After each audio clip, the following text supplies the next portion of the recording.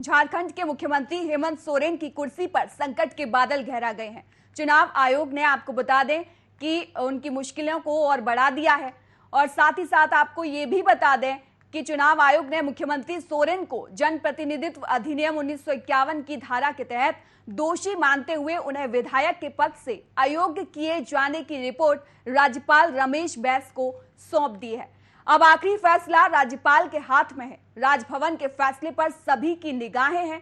माना जा रहा है कि राज्यपाल रमेश बैस आज आयोग की रिपोर्ट पर निर्णय दे सकते हैं। वहीं सीएम का कहना है कि अगर उन्हें विधायक के रूप में अयोग्य घोषित किया जाता है तो वे सुप्रीम कोर्ट का दरवाजा खटखटाएंगे।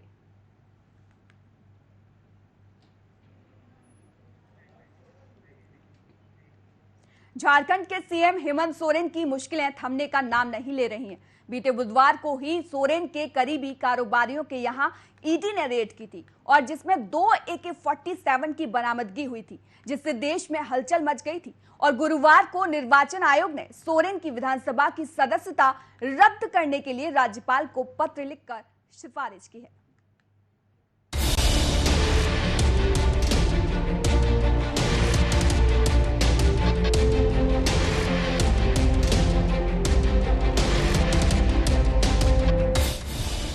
संकट में सोरेन सत्ता।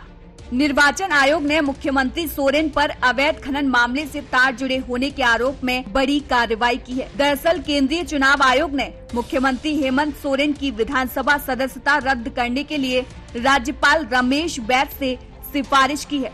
ऐसे में सवाल उठता है कि क्या हेमंत सोरेन अपने पद पर बने रहेंगे या उनकी कुर्सी छिन सकती है।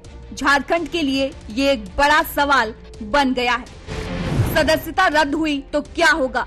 दरअसल झारखंड असेंबली में कुल 81 सीटें हैं, जिसमें सोरेन गठबंधन सरकार के पास 51 सीट का संख्या बल है और जिसमें सबसे ज्यादा 30 सीट झारखंड मुक्ति मोर्चा यानी हेमंत सोरेन की पार्टी के पास है। ऐसे में अगर चुनाव आयोग केवल हेमंत सोरेन की सदस्यता को ही समाप्त करता है तो यूपीए द्वारा वह एक बार फिर विधायक दल के नेता चुने जा सकते हैं और एक बार फिर राज्य के सीएम बन जाएंगे। इसके साथ साथ अगले 6 महीने के भीतर ही दोबारा चुनाव जीतकर विधायक भी बन सकते हैं। लेकिन अगर ऐसा नहीं होता है तो गठबंधन को मुख्यमंत्री पद के लिए नए नेता को चुनना होगा। वहीं सियासी गलियारों में चर्चा ये भी है कि सदस्यता जाने पर सोरेन अपनी पत्नी कल्पना सोरेन को झारखंड का नया सीएम बना सकते हैं। क्या विधानसभा सदस्य भी रह सकेंगे सीएम? इस सवाल की बात की जाए तो कोई भी शख्स विधानसभा और विधान परिषद का सदस्य रहे बिना ही किसी सूबे या राज्य का सीएम रह सकता है, बशर्ते उसे 6 महीने के भीतर किसी न किसी सदन की सदस्यता हासिल करनी होगी। और झारखंड में विधान परिषद नहीं है तो सोरेन को विधानसभा की सदस्यता हासिल करनी होगी। क्या है सोरेन से जुड़ा पूरा मामला? ये मामला सीएम हेमंत सोरेन से जुड़े खनन, लीज और शेल कंपनियों में उनके और उनके करीबियों की हिस्सेदारी से जुड़ा है। मामले में आरोप है कि सोरेन ने पद का दुरुपयोग कर स्टोन क्वेरी माइंस अपने नाम आवंटित करवाई। साथ ही सोरेन परिवार पर शेल कंपनी में इन्वेस्ट कर अकूत संपत्ति अर्जित करने का भी आरोप है, जिसे लेकर आरटीआई एक्टिविस्ट शिव शर्मा ने सीबीआई और ईडी से माइनिंग घोटाले की जांच कराने के लिए 2 PIL दायर की थी, जिस पर सुप्रीम कोर्ट और चुनाव आयोग ने जनप्रतिनिधि अधिनियम 1951 की धारा 9A के तहत लाभ का पद से जुड़े नियमों के उल्लंघन को लेकर सुनवाई की। फिलहाल ये सुनवाई पूरी हो चुकी है और फैसला सुरक्षित है।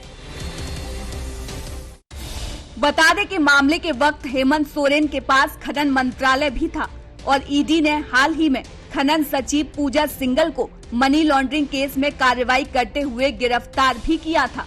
पूजा सिंघल ने ही खनन का लाइसेंस जारी किया था। बहरहाल अब देखना होगा कि राज्यपाल रमेश बैस क्या निर्णय लेते हैं। क्या सोरेन के संकट के बादल छटेंगे या बरसेंगे?